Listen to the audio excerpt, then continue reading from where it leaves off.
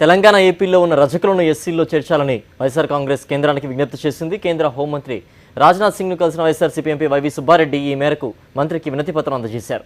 Party అధ్యక్షుడు YS Jaganmohan Reddy ఆదేశాల మేరకు హోంమంత్రిని కలిసిన ఎంపీ వైవి సుబ్బారెడ్డి తెలుగు రాష్ట్రాల్లో రజకుల సమస్యలను ఆయనకు వివరించారు. రజకులను ఎస్సీలో చేర్చి వారి జీవన ప్రమాణాలు మెరుగుపడేందుకు సహకరించాలని కోరారు. రజక కులస్తులు కేవలం బట్టలు ఉతికి బతికే కార్యక్రమం మీదే చేస్తారు కాబట్టి వాళ్ళకి జీవితంలో పైకి రావాలంటే ఎస్సీ కేటగిరీ కింద వాళ్ళ జీవిత ప్రమాణాలు పెరగాలంటే కూడా ఎస్సీ కేటగిరీ కింద వాళ్ళకి గుర్తింపు రావాలి. ఏ విధంగా అయితే కొన్ని రాష్ట్రాల్లో సుమారుగా 12 రాష్ట్రాల్లోనూ 14 రాష్ట్రాల్లోనూ వాళ్ళని ఎస్సీ కేటగిరీ కింద చూపిస్తున్నారు. అదేవిధంగా తెలంగాణలో ఆంధ్రప్రదేశ్లో రజకులను కూడా ఎస్సీ కేటగిరీ చేయవలసిందిగా కేంద్ర హోంశాఖ మంత్రిని కలిసి చెప్పడం జరిగింది.